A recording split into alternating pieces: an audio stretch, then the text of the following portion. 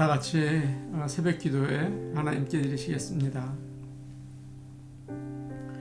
너희는 여호와를 만날 만할 때에 찾으라. 가까이 계실 때에 그를 부르라. 악인은 그의 길을, 불의한 자는 그의 생각을 버리고 여호와께로 돌아오라. 그리하면 그가 긍휼히 여기시리라. 우리 하나님께로 돌아오라. 그가 너그럽게 용서하시리라. 다 같이 찬송가 515장 부르겠습니다. 515장입니다.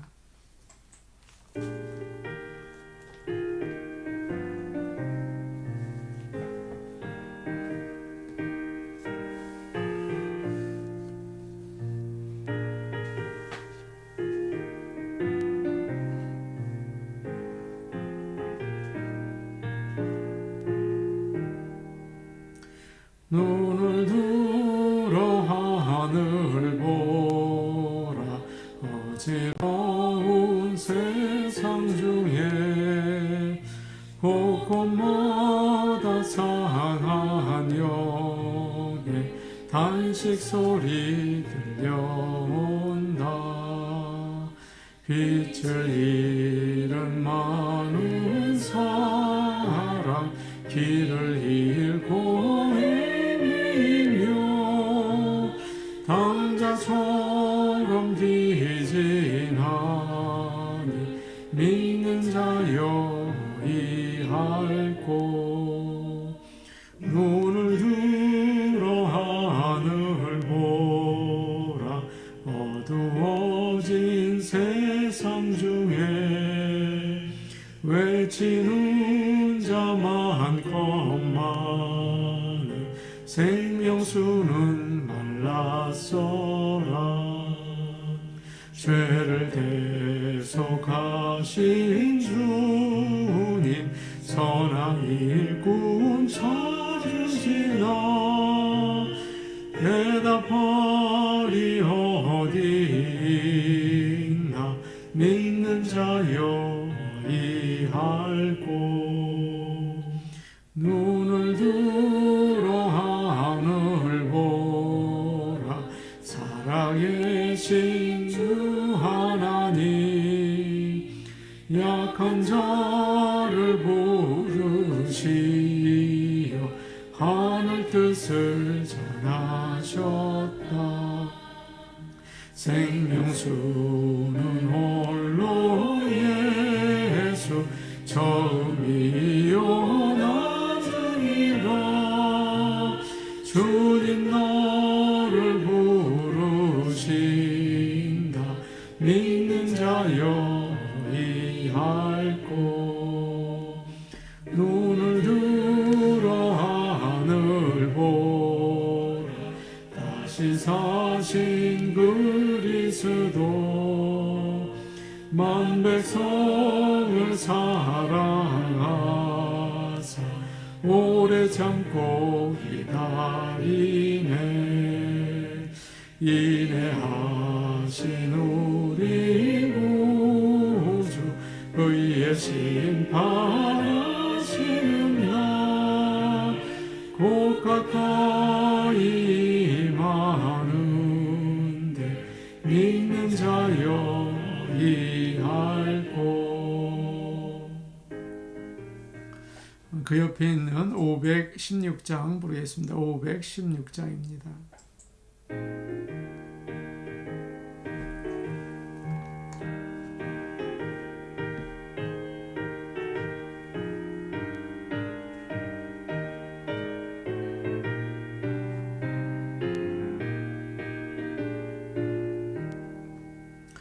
옳은 길 따르라. 의의 길을, 세계 만민의 참된 길, 이 길 따라서 살기를 온 세계에 전하세.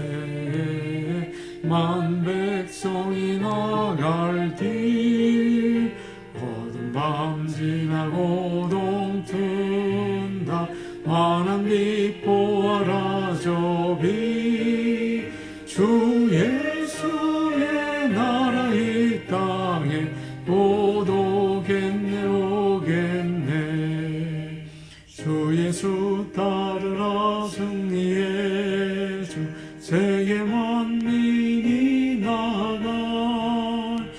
길과 진리요 참 생명 내 창검을 부수고 다 따르라 화평와 어두운 밤 지나고 동튼다 환한 빛 보아라 저비 주 예수의 나라 이 땅에 곧 오겠네 오겠네 놀라운 이 소식 알리어라 세계 만민을 구하려 내 주 예수를 보내신 참 사랑의 하나님 만 백성이 따르기 어두운 밤 지나고 동튼다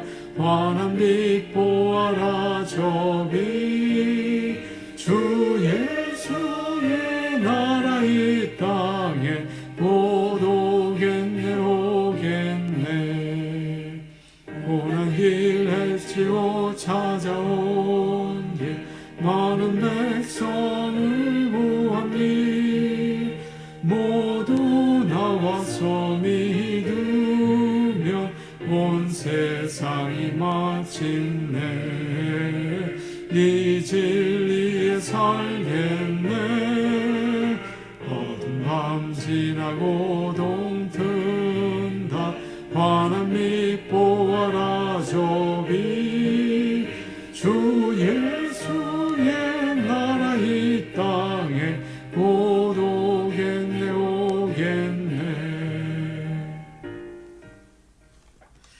하나님 말씀 같이 보시겠습니다. 오늘 우리에게 주시는 말씀은 구약성경 아모스 2장 6절에서 16절 말씀입니다.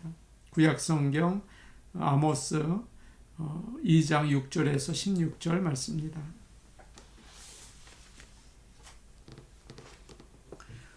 제가 가지고 있는 성경 구약성경 1276페이지에 있습니다. 1276페이지입니다.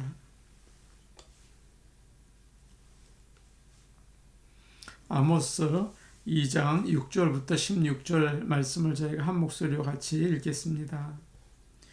여호와께서 이와 같이 말씀하시되 이스라엘의 서너 가지 죄로 말미암아 내가 그 벌을 돌이키지 아니하리니 이는 그들이 은을 받고 의인을 팔며 신 한 켤레를 받고 가난한 자를 팔며 힘없는 자의 머리를 티끌 먼지 속에 발로 밟고 연약한 자의 길을 굽게 하며 아버지와 아들이 한 젊은 여인에게 다녀서 내 거룩한 이름을 더럽히며 모든 제단 옆에서 전당 잡은 옷 위에 누우며 그들의 신전에서 벌금으로 얻은 포도주를 마심이니라.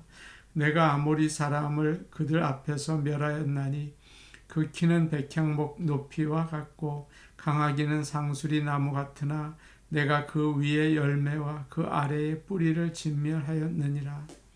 내가 너희를 애굽 땅에서 이끌어내어 40년 동안 광야에서 인도하고 아모리 사람의 땅을 너희가 차지하게 하였고 또 너희 아들 중에서 선지자를 너희 청년 중에서 나시린을 일으켰나니 이스라엘 자손들아 과연 그렇지 아니하냐 이는 여호와의 말씀이니라. 그러나 너희가 나실 사람으로 포도주를 마시게 하며 또 선지자에게 명령하여 예언하지 말라 하였느니라. 보라 곡식단을 가득히 실은 수레가 흙을 누름같이 내가 너희를 누르리니 빨리 다름박질하는 자도 도망할 수 없으며 강한 자도 자기 힘을 낼 수 없으며 용사도 자기 목숨을 구할 수 없으며 활을 가진 자도 설 수 없으며 발이 빠른 자도 피할 수 없으며 말 타는 자도 자기 목숨을 구할 수 없고 용사 가운데 그 마음이 굳센 자도 그날에는 벌거벗고 도망하리라. 여호와의 말씀이니라. 아멘. 오늘은 아모스 말씀을 통해서 우리에게 주시는 하나님의 음성을 듣기 원합니다. 아모스는 BC 8세기 중반에 활동하던 선지자입니다. 그는 남유다 목동 출신이었지만 북이스라엘에 가서 하나님의 심판을 선포하는 그런 선지자의 일을 했습니다. 그때는 여로보암 2세가 다스리던 시대였죠. 당시 이스라엘을 위협하던 강대국들이 서로 싸우는 바람에 나라가 잠시 평안하고 정치, 경제, 군사적으로 번영하던 때였습니다. 잠깐 잘 살게 되니까 오히려 이스라엘 백성이 더 큰 죄를 짓게 되었습니다. 황금 만능주의, 음란 문화가 나라에 가득한 거예요. 지도자들은 힘을 이용해서 특권을 누리고 백성을 섬기지 않았습니다. 그래서 나라 전체가 극심한 빈부격차, 부정부패가 만연했죠. 하나님께 제사를 드리면서도 뒤로는 온갖 나쁜 일을 하는 그런 부패한 종교를 그들은 믿었습니다. 지금까지 아모스는 1장 그리고 2장 앞부분에서 이스라엘 주변 나라들의 죄를 이야기했습니다. 다메섹, 가사, 두로, 에돔 그리고 유다까지 그들이 어떤 죄를 지었는지 그리고 하나님이 어떤 심판을 선포하셨는지를 그 이야기를 합니다. 그러니까 이스라엘 백성이 귀를 기울이고 들어요. 사람들은 다른 사람들이 잘못한 이야기에 관심이 많잖아요. 그래, 하나님께서 당연히 그들에게 벌을 내리셔야지 그랬던 거예요. 그런데 드디어 오늘 본문 말씀에서 아모스는 하나님의 백성이라고 자처하는 북이스라엘 백성을 향해서 너희도 그렇다, 다르지 않다 그러면서 오히려 더 많은 죄를 이야기하고 하나님의 심판을 예언합니다. 이스라엘이 무슨 죄를 짓고 있습니까? 6절 말씀을 한번 보시면 이런 표현이 나와 있어요. 이는 그들이 은을 받고 의인을 팔며 그렇게 되어 있습니다. 의로운 사람은 상을 줘야 되죠. 존경하고 인정해주고 높여줘야겠죠. 그런데 돈을 받고 의인을 판다라고 말합니다. 뇌물을 받고 불의한 재판을 한다는 말이에요. 올바른 사람들이 억울하게 되는 거죠. 유전무죄, 무전유죄라는 말이 있어요. 지금 북이스라엘에서는 힘이 있고 돈이 있으면 무엇이든지 되는 것입니다. 미국 사람들도 그런 말을 하더라고요. 돈이 이야기한다. 아무것도 돈을 이길 수 없다. 그런 얘기를 합니다. 이것이 바로 타락입니다. 우리 하나님이 싫어하는 것입니다. 또 이런 말씀이 6절에 나와 있습니다. 신 한 켤레를 받고 가난한 자를 팔며 빚진 사람이 그동안 빚을 잘 갚아오다가 신발 하나 살 정도로 적은 돈이 부족했어요. 그래서 채권자에게 가서 이야기를 합니다. 제가 돈이 조금 부족합니다. 그러니 한 번만 봐주십시오. 그러자 안 된다. 그렇게는 못한다. 법대로 하자. 그러는 거예요. 그리고는 그 사람을 노예로 팔아버렸습니다. 얼마나 냉정한 세상입니까? 얼마나 무서운 세상입니까? 하나님은 그 이스라엘을 그 은혜로 구원해 주셨습니다. 모든 게 은혜였고 축복이었죠. 그러면서 너희도 은혜를 베풀면서 살아라. 그렇게 말씀하신 거예요.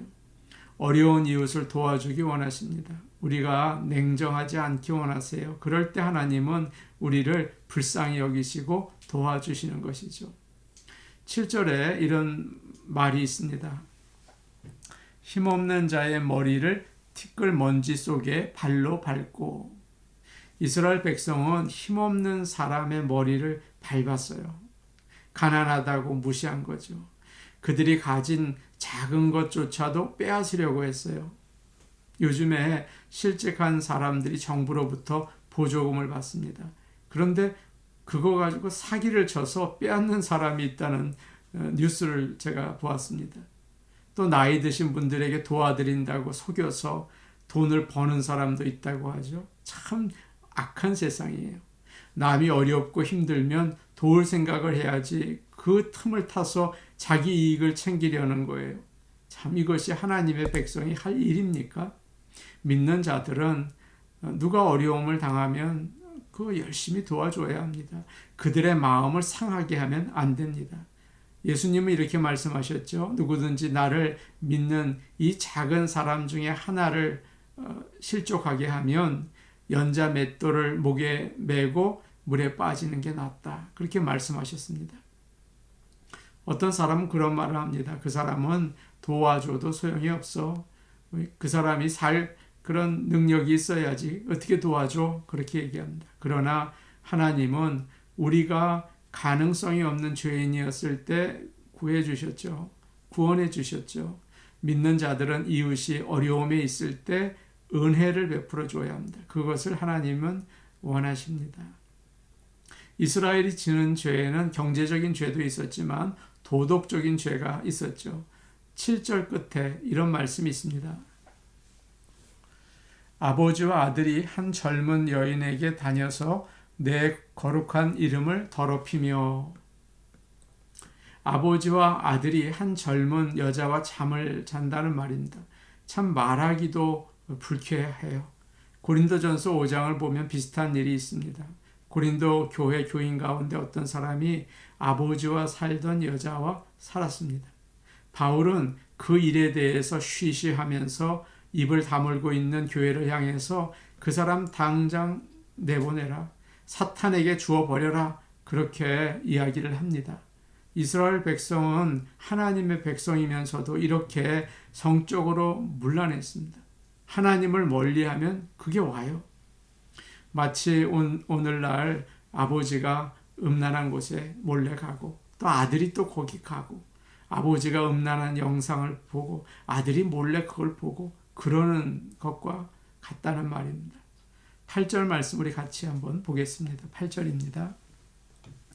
모든 제단 옆에서 전당 잡은 옷 위에 누우며 그들의 신전에서 벌금으로 얻은 포도주를 마심이니라.